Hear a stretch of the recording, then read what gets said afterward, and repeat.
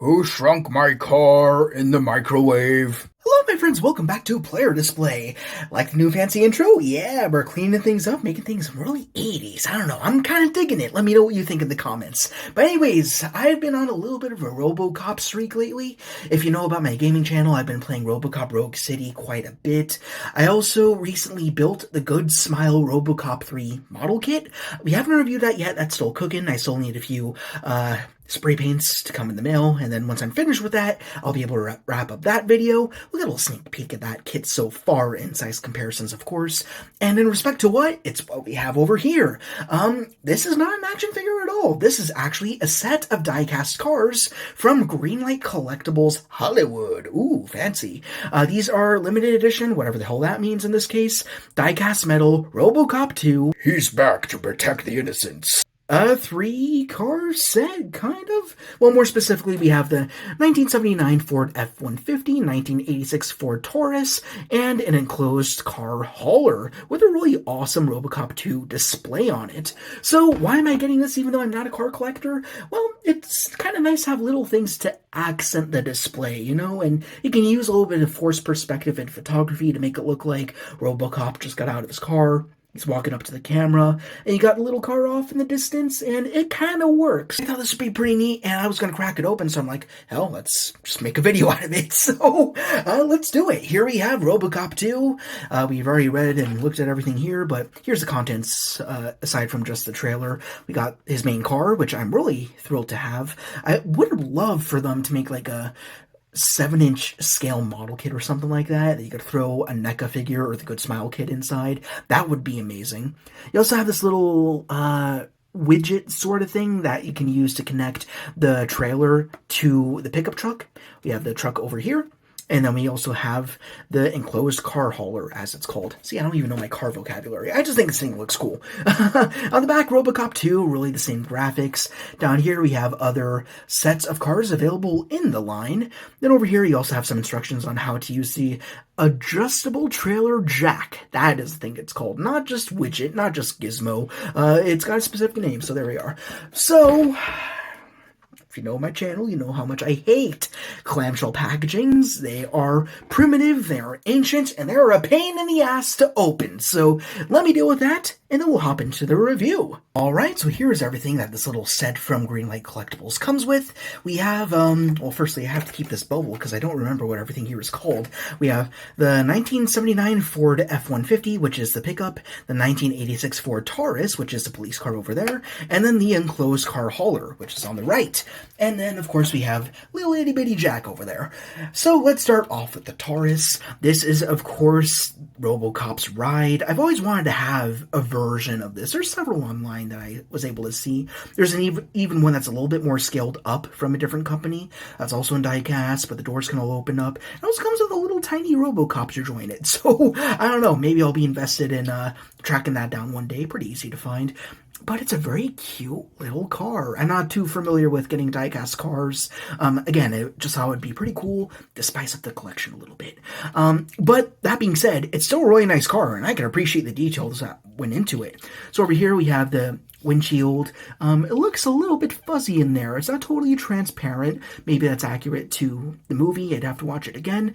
I guess when you do have Robocop quote-unquote driving in the movie, you don't want to actually see Robocop himself in the car, because there will probably be a stunt driver in there, and I doubt that Alex Murphy would be able to drive the cars too well through that visor or anything, but whatever, it's still a nice little tint, a little bit translucent throughout all the windows, looking good. Off to the side, really appreciate the Detroit Police logo. One detail that I really love is on the wheels and also along the bottom of the whole vehicle. You have some dirt and some soot, which is very good. A little bit of that Detroit mud, I suppose. Very awesome. Off to the front, we got some headlights, got your left and right turn signals, little itty-bitty Ford logo right there, license, which is really good. Actually, we can pop in there. You can make out just how tiny that is. Probably legible if you had a microscope. You can see the Detroit Police a little bit better. Oh, and you can also see the OCP logo in there. That's even better, more interesting. It's over there too. Okay, I guess I'm just blind. On the back, he's also got a license plate, which doesn't seem to be the most legible thing, not a big deal. But you do have Taurus, you got Ford once again, and you got the rear lights, so very awesome. You also got the police sirens up top, so very cool little vehicle. You also got all the guts on the bottom, got Greenlight 2021. This is probably been floating around for a while. Oh, that's nice. It tells you what the vehicle is underneath it. So I can throw away the bubble when I'm all done with this review. So that I can reference what each of them is called when I have them on my display. Here we have the, per nature, I suspect it says what is, a 1979 Ford F-150. There we go. Yeah, they're both Fords, so very consistent. This one does not have any dirt on it, but it still looks really sharp. You can actually see through the plastic in the windows a little bit better than this guy over here. Here it's got a fogginess. Over here it's a lot more see-through. I wonder what the intent was there, but still looking really nice. Love the silver streak that goes along the side. Very pretty. I can admire a good-looking vehicle when I see one, even though I'm no expert. Off to the front, Ford, and then you got the headlights there, turn signals, windshield wipers, done very acutely in silver. I do appreciate that. More sirens along the top. Off to the side, pretty much the same, just flipped. You got the innards underneath, and you got the pickup in the back with Ford once again. Very awesome looking set of vehicles. But of course it doesn't end there. We also have this little trailer with the Robocop 2 logo and the man himself over there. Man or machine, you decide. Love the silver stud works over there. I think that's all printed on. It's not sculpted, which is fine. I wouldn't expect them to do every single little dot, but that would have been cool. Nice little graphic here. You get what I mean. If I were able to just put this right next to a Robocop action figure, really accent what I got going on. So I'm looking forward to trying that out. Also got some sort of vent at the top. I've never been in a trailer or anything like that before, so I wouldn't be able to tell you. Got two wheels off to this side, and then naturally on the reverse. And you have the exact same graphic that we saw on the other side. Would have been cool if it was something different, so you'd have several options, like have, I don't know, Ed 209, or maybe one of the other Robocop version 2s that they had in the film, like Canebot or something like that. And then off to the back, you have Robocop 2 again, and this should be able to open if I pry that off. Yeah, it looks really good. It looks like the interior almost has like a wood grain looking color, interestingly enough. Everything else, though, pitch black.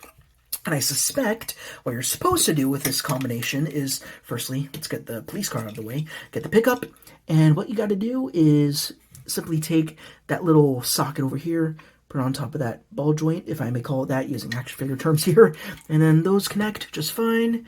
Move that forward, and hey, that's nice and slick. Looks really good. Then you're also supposed to take this guy and then screw it down into this little hole here. But I don't think you really need to. I don't think it's not essential in attaching them. I think it's just for aesthetic purposes. But you are supposed to kind of screw it in. It's so dainty. I'm afraid of breaking it. And it's not metal either. So I do want to be a little careful with it. Yeah, so once you get it at a sweet spot, then we'll just trench all the way down. But yeah, looks pretty good. I don't see any reason why I'd want to take that back out. But anyways, let's pour that together. Looking really nice. But now you can also flip open the trailer and the back with the use of a fingernail or two. Oh my god, it broke the doors in. Give me a minute here. Well, shit my grits. Being the genius I am, I broke it. It's really fragile. It's not die cast like the other two vehicles. I expected, oh, we'll just slide right open. Nope, it broke right out. But anyways, what you're supposed to do is have this thing hinge downward, like so. Then you can have the police car kind of roll on up into the trailer, then you could shut it. But now it looks like I'm not able to do that anymore. Not a big deal for me because, I mean, why would I put it in here when I could have it outside and visible? And also I could just kind of clip that back on. It's not going to fall off. Well, I mean, if you exclude the car, you can get a little door in the back, port it back on, and then it kind of clicks back in.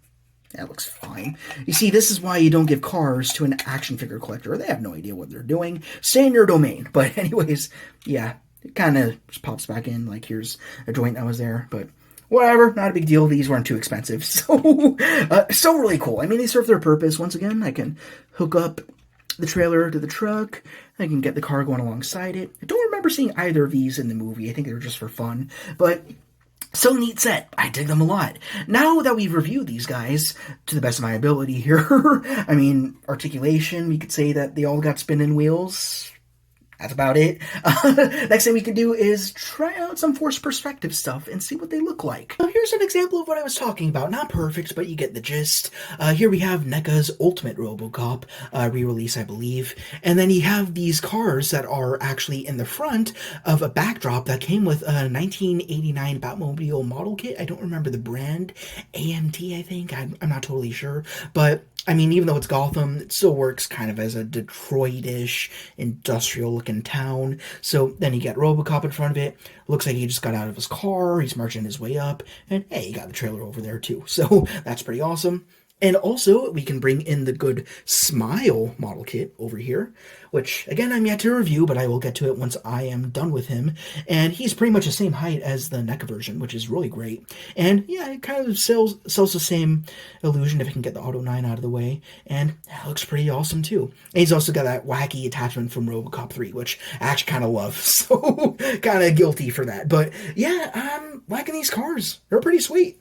Even though this makes no sense at all, I am a creature of habit, so here are these little tiny cars, besides a 6-inch scale, Quash, and Muck-a-Muck. I'm in Robocop's car. Broom, broom. Get off of my car, creep. So, I love the set. I mean, I kind of screwed myself by breaking the back of the trailer, but I don't know if that was necessarily my fault, just kind of trying to pry it open at a weird angle, or maybe they just should have made this diecast as advertised, because these two are, or is that getting nitpicky? Like, I'm not too familiar with the diecast car community. I only ever get cars if they're relevant to movies and stuff like that, so I don't know. Was it my fault? Was it the manufacturer's fault? That and more at 11. But anyways, it's still really nice just to have a representation of the Robocop's chariot and also these bonus vehicles to boot, along with this little marquee over here to tell you what you're looking at, to bring everything together. It's a really nice trinity. I think they're really cool. I got these at Hobby Lobby. You can also get them on like Amazon, eBay for about the same price. It's a $20 set, and it looks really good. You can do a lot of creative stuff with them if you want. And yeah, let me know if you got any ideas in the comments. I think I'm just going to line them up right up in front of my Robocop stuff. Not going to do forced perspective at all. But you still can totally do that. Like, even just against this Gotham horizon over here, or whatever you want to call it, they kind of blend right in. So, digging that. It's also been kind of a power fantasy for me to have Robocop and Batman fighting together. That would never happen, but I don't know. It just fascinates me. It's fun to have ideas as a toy collector, and these cars certainly bring some up. So let me know what you think about these cars. Let me know what you think about the QC issue with the trailer. And aside from that, that's it for this little review. So if you enjoyed, then please, as per usual, be sure to Like. Comment. Ring the bell to be notified of our latest arrivals. And subscribe. That's all I gotta say. Have a great week. Rock on, and I will see you all later. Hey, you. Yeah, you. Check out this other video you might like in our sister gaming channel. It would be real sweet if you did. Still waiting.